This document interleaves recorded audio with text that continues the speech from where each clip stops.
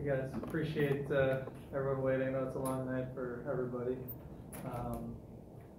We selected Anthony Melton with our first pick out of USC, 46, and then thank you to Tillman for giving us the resources to pick up another pick to get Vincent Edwards out of Purdue.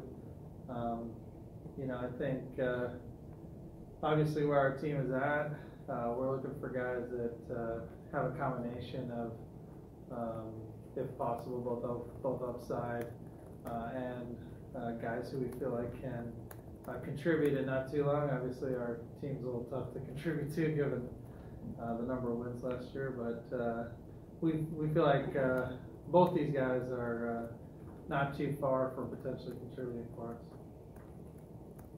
Open for questions? Yeah. Daryl, did both these guys come in for workouts? Yes, both came in. What do you like about each of them? Yeah, I'll talk about each. So Melton has extremely high defensive potential. We feel like he's a guy who could fit into. People know obviously we're a team that likes to switch. He's someone who is very impactful defensively. Offensive game, he can really pass the ball. Shot is something that improved during his one season at USC, and we feel like it's something that will definitely be solid in the future. So we're looking at him as a two-way guy, and we had him rated as one of the top guys in the draft, so we're pretty excited there. Vincent Edwards, obviously 4-year guy. We've had a lot of success with guys who have had longer careers in college. Somehow overlooked on an extremely good Purdue team. Obviously, people saw them in the tournament, and so he sort of can do it all. He can defend multiple positions. Really fits again our style of play. Can shoot, can handle. One thing unique about him is he can handle the ball and pass at his size, and obviously he's already an accomplished shooter. So being a 4-year guy at Purdue, obviously he's maybe got a quicker path to getting on the floor, and Melton being he was a sophomore, but he only was able to play 1 year at USC. When you said two-way guy, you meant offense, defense. Yeah, not the contract. That's a good question. Yeah, CBA question. Are either of them potential two-way, or you plan to? Haven't worked out contracts with them. At this point, we just picked them, so not sure how we're gonna arrange the contracts with either party at this point.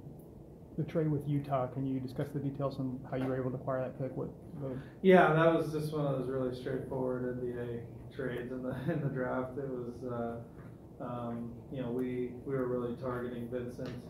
We were very happy that if he had been at 46, we thought he was an extremely good player. Melton was someone we had much higher on our board, and he happened to slide to that spot. So we took Melton and acquired the pick to get Vincent. It was just money for the pick. Was it more difficult to evaluate Melton because he didn't play all this year? Yeah, obviously I had him in for the workout, but yeah, you'd rather have a guy play than not play. He was he's a guy that if he had played, we feel pretty comfortable he'd be a top 20 pick. So that's why we're really happy to get him there. I think he was a little out of sight, out of mind,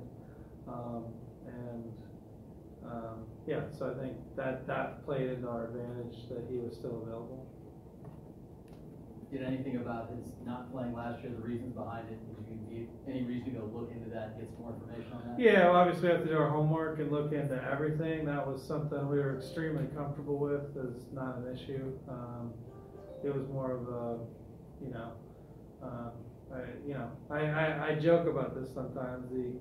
the NCAA has a lot of rules that we don't care about, and the NBA has lots of rules the NCAA doesn't care about. That's why you see players and coaches off between leagues.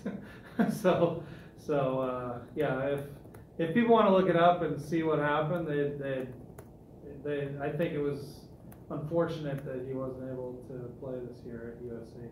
You anticipate both of these players on the summer league roster? Yeah, both of them will play. Yes. Did anything you did tonight as a team have any impact on what you're about to head into with free agency? No. I mean, we're always optimizing, but you know, when you're just in the middle of the second round, you're like the Maytag repairman. There are not a lot of inbound calls during especially the first round of the draft. So yeah, no, this was really just about setting up our future. It doesn't impact free agency. Any other questions? Are there any announcements you can make as far as undrafted players as of this point? No, but yeah, we are. We're always active. So. On that note, being always active, was there anything? I mean, how did it look as far as moving up, moving out? And was there a lot of movement? Nothing came close this year. I know every year I sort of say we did, but this year, no. We had like one chance in the 20 to 25 range, but never even got close, it felt like. Then we actually had a fairly large deal that we thought had some chance, but the draft picks that were involved were like fairly consequential. Meaning it would have been potentially a larger deal. So we would have picked up picks that were very important, but no one would have focused on that part of the deal.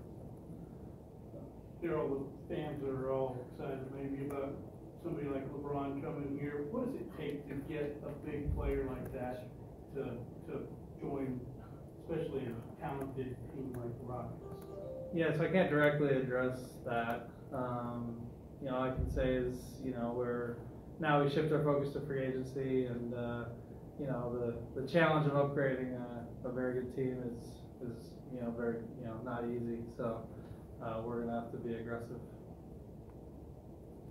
Thank you. Thanks, guys. Hey, appreciate it. Thanks for staying. I know it's a late night, so appreciate it. Thanks.